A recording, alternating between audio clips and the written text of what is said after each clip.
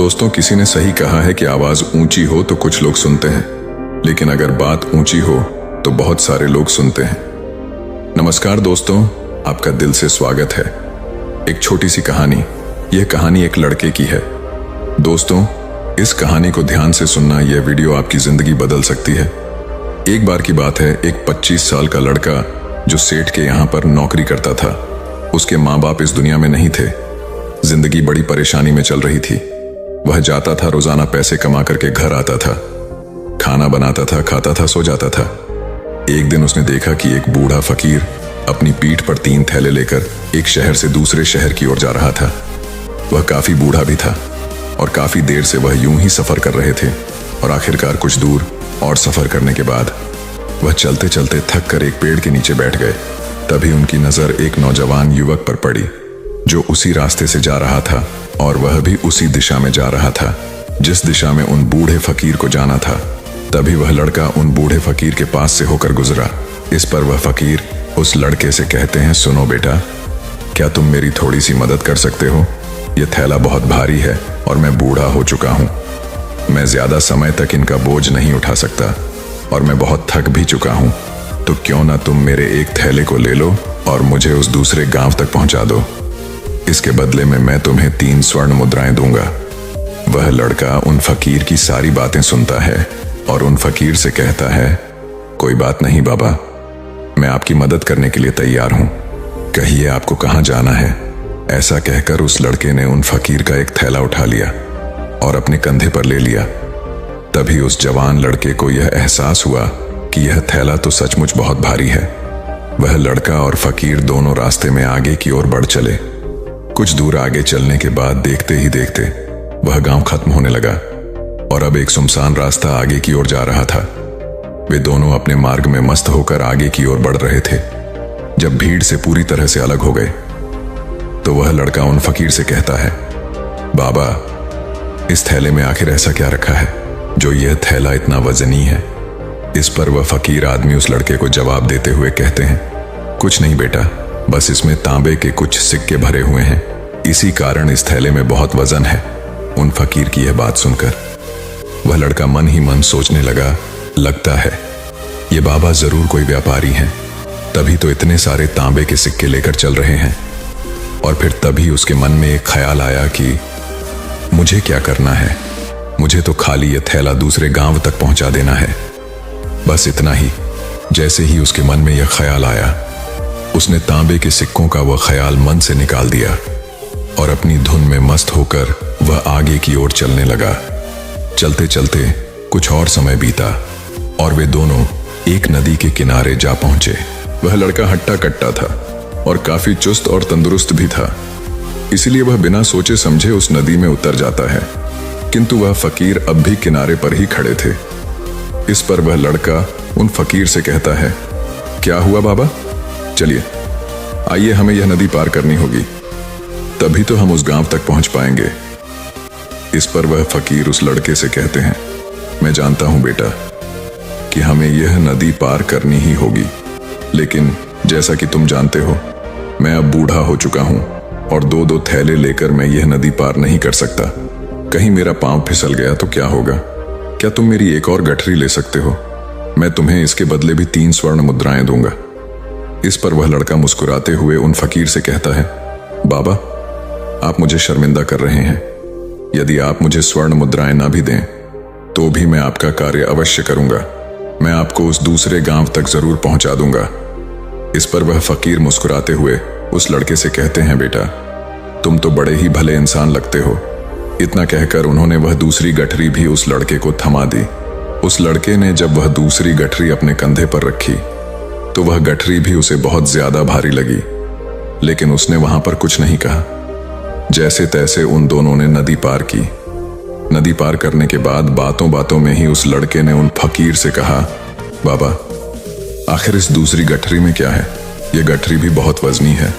इस पर वह फकीर उस लड़के को जवाब देते हुए कहते हैं, बेटा, इसमें चांदी के सिक्के हैं, इसी कारण यह गठरी भी बहुत वजनी है।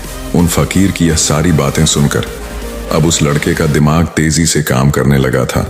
वह यह सोच रहा था कि एक ठेले में तांबे के सिक्के हैं और दूसरी में चांदी के। ऐसा प्रतीत होता है मानो ये फकीर बाबा कहीं दूर से आ रहे हैं और उन्होंने अपनी सारी जमीन जायदाद बेचकर ये सारे सिक्के इकट्ठे किए हैं, तभी तो वह इतना धन लेकर चल रहे हैं। लेकिन वह लड़का उन फकीर से कुछ नहीं कहता और वे दोनों चुपचाप मार्ग में आगे की ओर बढ़ते चले जाते हैं। कुछ दूर आगे बढ़ने के बाद एक बार फिर एक सुनसान राह आती है। उस सुनसान रास्ते को देखते ही उस लड़के के मन में तरह तरह के विचार उत्पन्न होने लगे।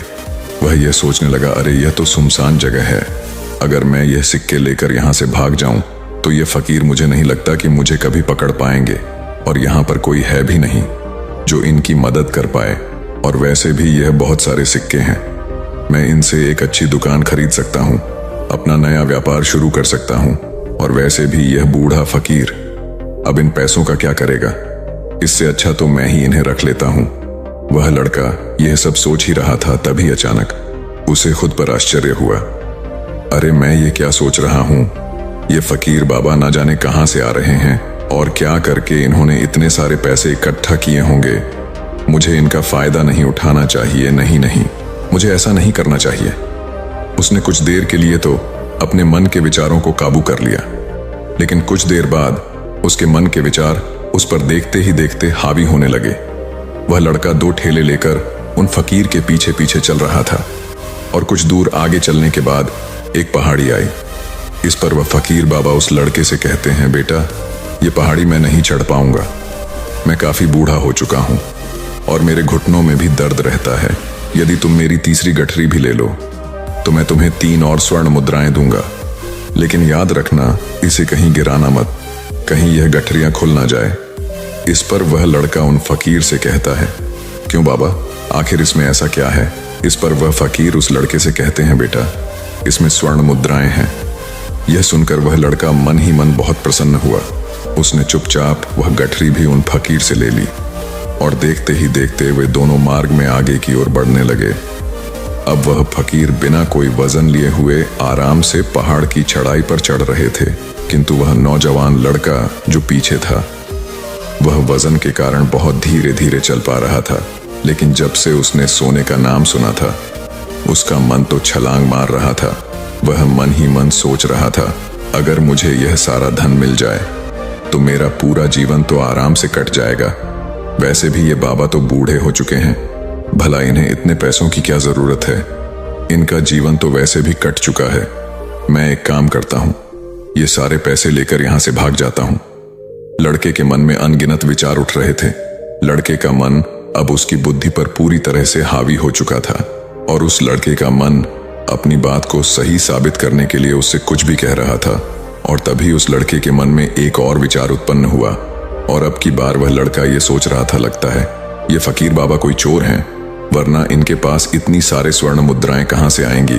अगर ये कोई व्यापारी होते तो भला ये इस तरह से पैदल यात्रा तो नहीं करते, और अगर इनके पास इतने सारे पैसे थे तो ये कोई ना कोई साधन भी तो अवश्य कर सकते थे।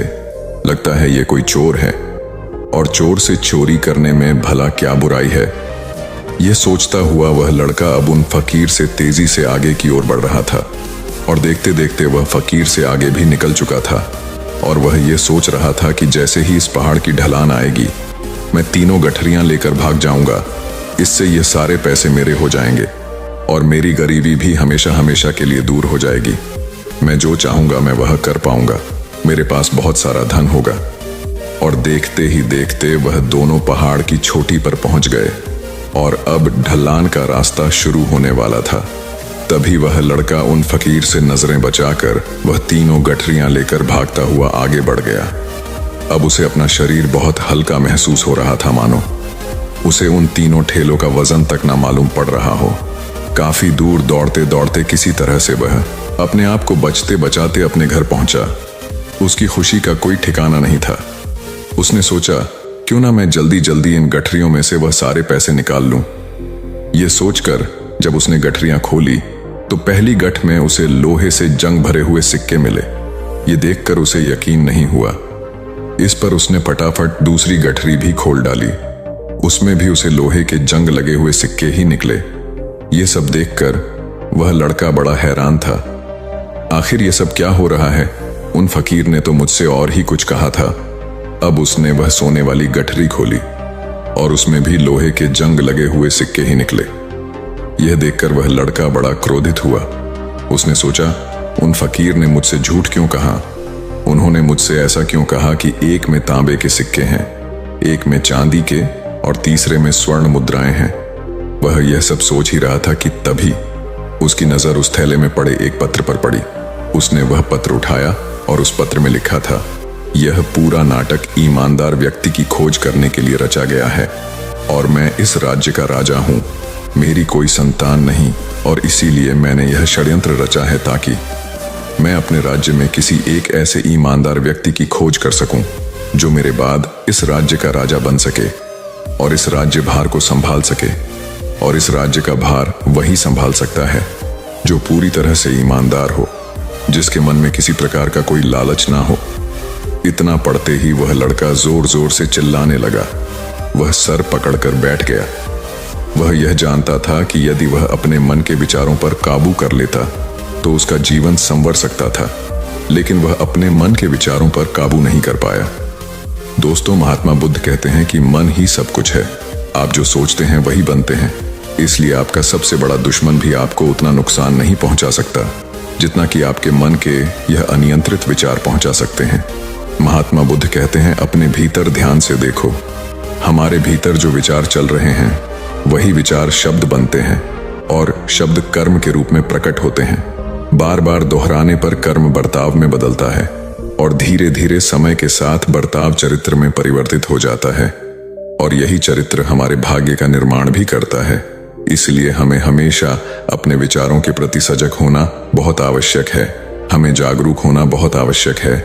हमें यह जानना जरूरी है कि हमारे मन में किस प्रकार के विचार आ रहे हैं। आगे महात्मा बुद्ध कहते हैं कि कमजोरी हमेशा छोटे विचार से शुरू होती है। यह एक बीज के रूप में होती है और यदि इस बीज को नष्ट ना किया जाए तो यह छोटा सा विचार बहुत जल्द ही एक विशाल वृक्ष का रूप ले लेता है और हमारी बुद्धि की सोचने और समझने की क्षमता को पूरी तरह से नष्ट कर देता है।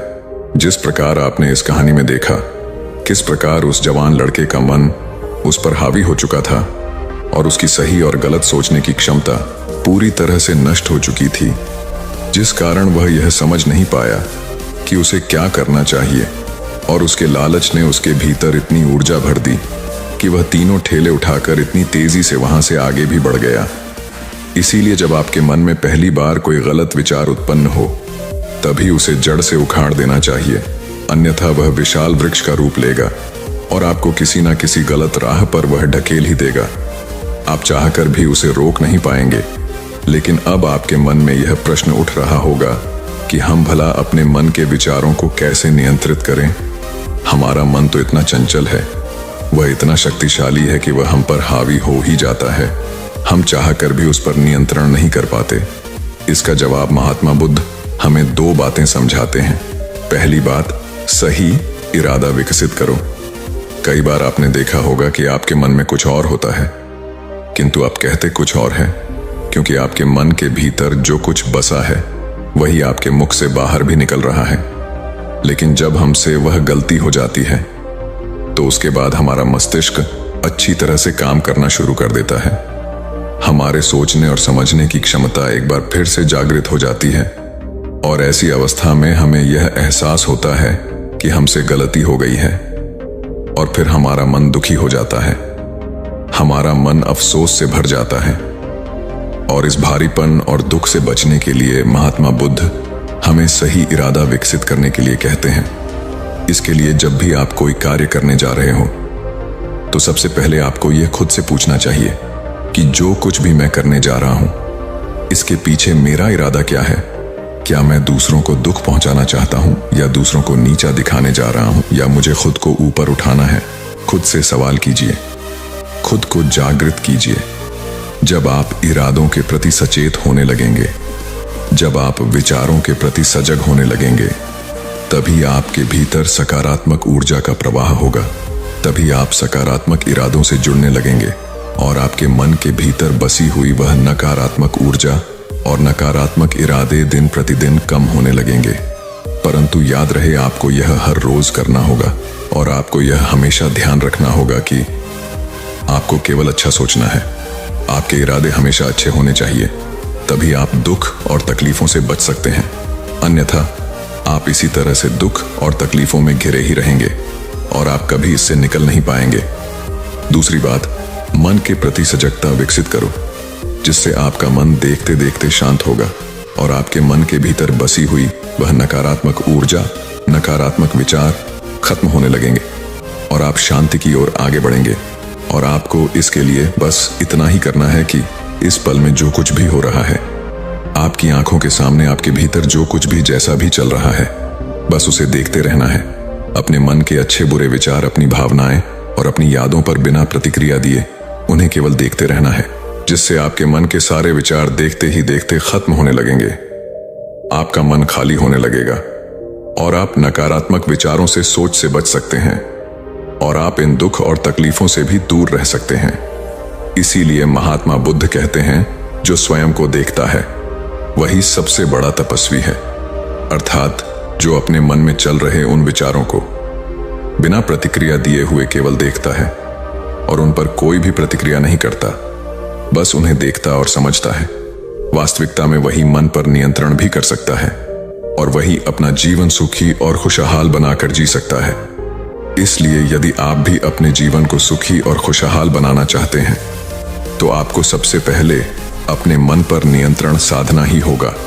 अपने मन को खाली करना ही होगा। अपने मन के विचारों के प्रति आपको सजग होना ही होगा। दोस्तों, उम्मीद है कि आपने आज की इस वीडियो से जरूर कुछ ना कुछ सीखा होगा। अगर आपको यह कहानी अच्छी लगी हो तो इस वीडियो को लाइक करें और हमारे चैनल को सब्सक्राइब करें।